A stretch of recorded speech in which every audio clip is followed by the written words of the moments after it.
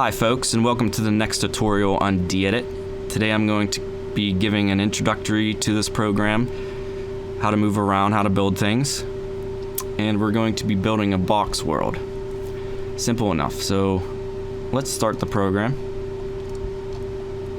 Before we do anything, I want to go into the options here, go to run. Just make sure all these fields are correct. So what I did here is I pointed the executable to lithtech.exe within the game folder. Mine's 24, yours could be something different, it doesn't matter. For the working directory, it's the game folder itself. For the program arguments, I added this little section here. And what this does is this loads the assets from the master server patch if you have it installed, enables widescreen support, and makes it look a little bit better. Without it, you wouldn't have that. So, if that's all correct, let's make a world here. Actually, sorry, let's open a project first. So what you want to do, you go to wherever you have the game installed. Mine's here. And within the game folder, you'll see a subfolder called AVP2, if you followed the tutorial on the last video. And right here, AVP2.dep, that is the project file that we'll be using for pretty much everything. So let's click that. Once that's done loading, you will see on the left here, see worlds. That's where we want to start. So if you right click in this field here, press new world, let's name it box. I already have one, so it'll probably yell at me here. Yeah. Alright, let's overwrite. So, what are we looking at here? The top left here is a 3D view. And what this does is allows you to view your world in 3D space. Down here, these are side profiles. And pretty much self-explanatory, they give you the side view of your map. And up here to the top right, this is the top view. You'll be looking above at your map. So first of all I want to go over how to move around, which is simple enough. In any window you have your mouse in, if you press the letter O on your keyboard and move your mouse, your looking direction will change. And that if you press the left mouse button, you go forward. And if you move your mouse, it'll change your looking direction. If you press your right mouse button, it'll send you backward. And another key, which is the letter I, if you press that, you will move around when you move your mouse, but it won't change your looking direction. And while you're in this mode, when you're pressing the I key, if you press the left mouse button and move your mouse, you will go faster. Now if you keep holding in the I key and press the right mouse button and move your mouse, you will move up and down. If you hold both mouse buttons in, you'll go faster in that way too. So, I'm going to talk about the grid here. The grid is the kind of the building block, or what you want to build on. In this case, you'll see down here, your grid is 64 units. And this number goes by powers of 2. So 1, 2, 4, 8, 16, 32, and what have you. Usually I don't like to go too big. 64 is usually a good starting point. I actually wonder how much this increases. If you press the plus or minus button on the right side of your keyboard on the numpad, it'll increase the grid spacing by the plus. And that goes, that goes to a very, very high number here. And let's go back, let's press the minus button, it'll make it very, very small, which is 2. Oh, 1. Sorry. Anyway. Alright, we're building a box world here, so let's make a brush. Zoom back into here, make sure we're on 64, we are. And I want to make a perfect square here. Let's start out with that. So, a square has 4 corners, right? So if you go to any spot on your grid and press the space bar, you will create a vertex. If you move your mouse any which direction,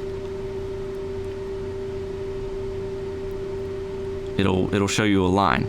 Now let's press the space bar right here, and it creates another vertex. Down here, press space bar again, and to close out the brush, we'll press space bar again, and that's for the brush thickness. I usually don't play with that, I just do that afterwards. I adjust it, and we'll see here. Let's zoom out. Oh, we got a brush, it's the wrong way, sorry. So, like I said, these are the side profiles. So you're looking at it from the side, right? So let's make this just 64 units thick, like that, right? And up here, the top-down profile, let's drag this out, make it a perfect square. There we go, we have a floor. And it looks pretty dull, doesn't it? It's a kind of a disgusting yellowish color. So let's change that. If we go over here to this window and go to the Textures tab, go to World Textures, you'll see a lot of folders here. And it's kind of intuitive to where everything is, but it can be a little confusing, but usually the names will point you in the right directions. So floor underscore ceiling. Let's try to find a floor. Let's go with concrete. This looks like a good one, right? So make sure you have this selected, this brush right here. And what we're gonna do is press the Control T key, and that will apply that texture to the brush that is selected. Press the U key, that unselects it. Let's kind of look around. Yeah, that looks good for now. Alright, so to build a box world, we need to enclose it. So let's start with the walls. Let's build some walls here. Alright. Where are we going to start? Let's start at the top of this viewport here. Alright. And again, we'll make this 64 units thick. Let's start by pressing spacebar right here, going up, pressing spacebar, all the way over the length of the brush, spacebar, down here, spacebar, and let's close it out. Brush thickness, let's not worry about that right now. Alright, so you can see our wall right here, side profile to it. It's not really aligned here, so you can either press the up key on your keyboard, push that up, or you can just click the middle of it with your mouse and drag it up. It doesn't work very well sometimes. I usually just use the arrow keys. Alright, so let's give a little bit of height to these walls so they're not laying flush with the floor. What's a good height? Let's see, let's go with 4 up. Click that up. So we're in 64 units here. Each square is 64 units. So 64 times 4 is 256. So this brush would be 256 units high. So let's start by making the walls around the whole perimeter. There's quite a few ways you can do this. For one, there's this way.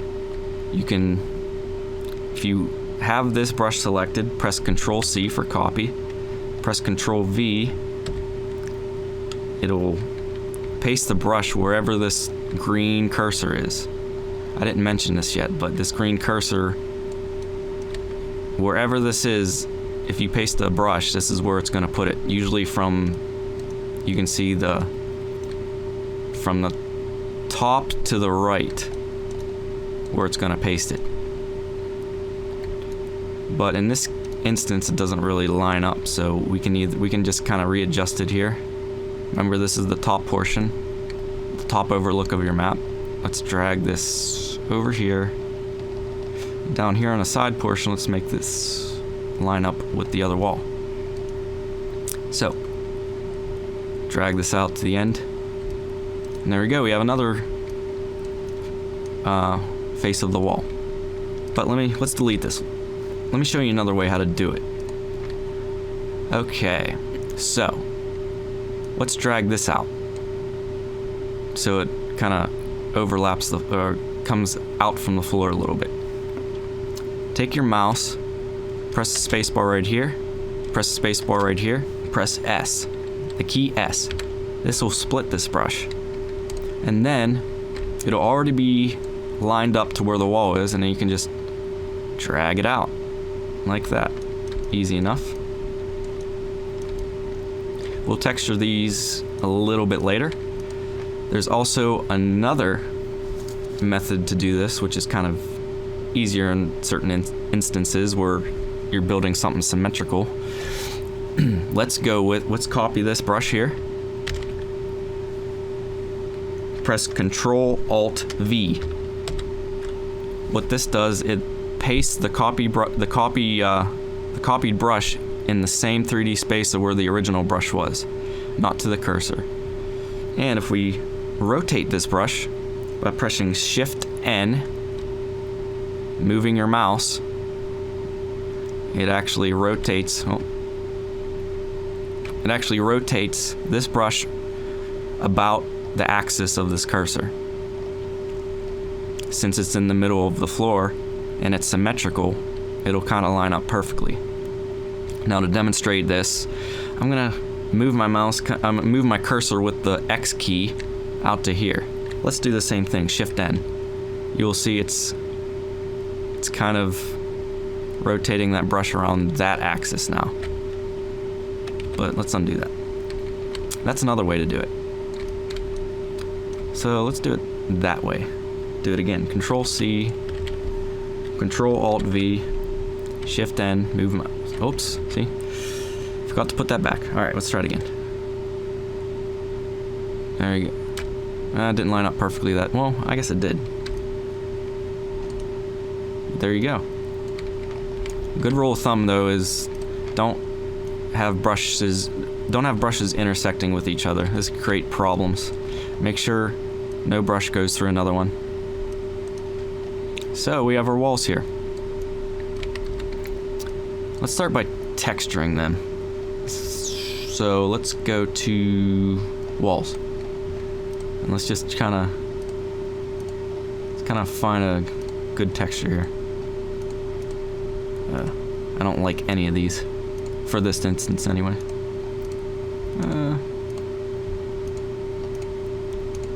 Now let's go with this one. That one looks good. Alright, so highlight a brush, press Control T to texture it. Another brush, Control T again. Another brush, Control T. The other one, Control T. And this one doesn't look like it aligned very well.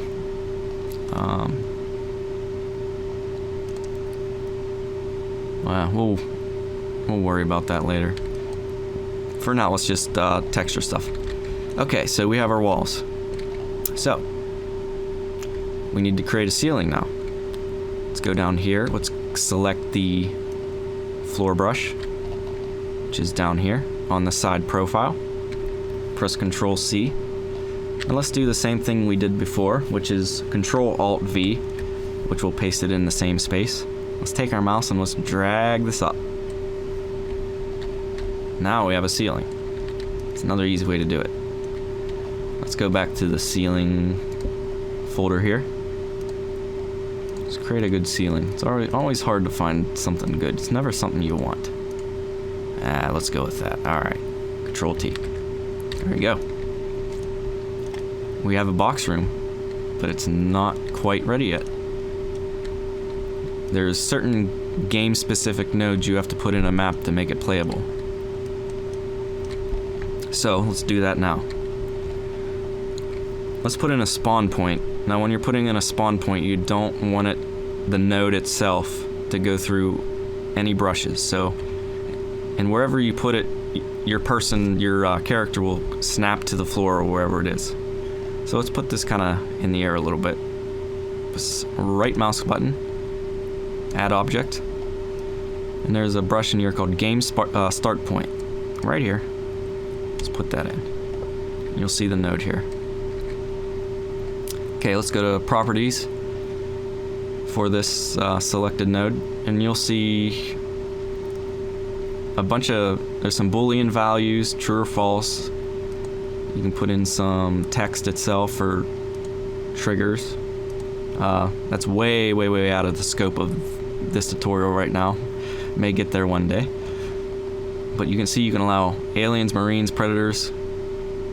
If let's say I didn't want predators to spawn in this spawn point, I'd click that, make it false.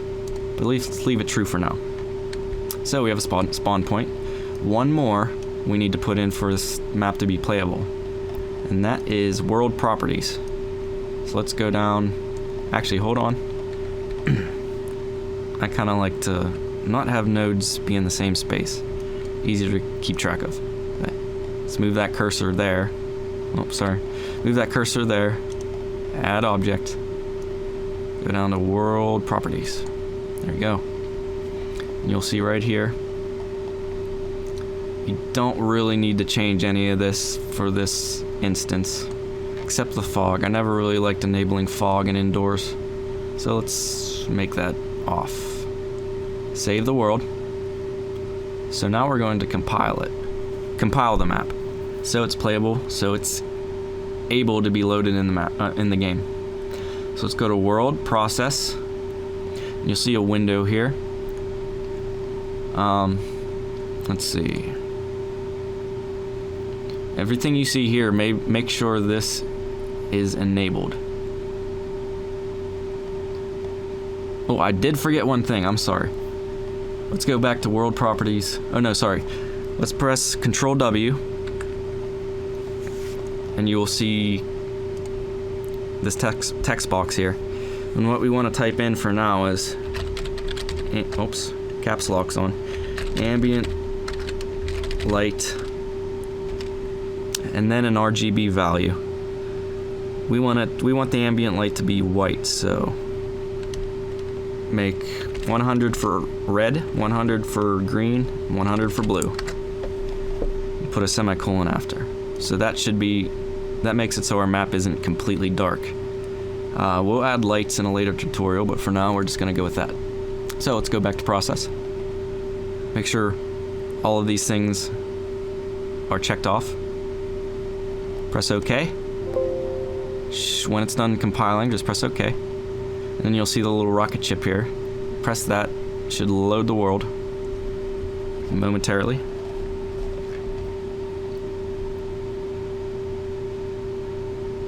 Any second now. There we go. And you can see the map is built here.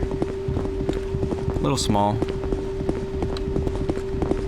Alright, let's get out of there. So, that is a very simple way of making a box world. It's good to practice by making stuff like this so you get the hang of the program.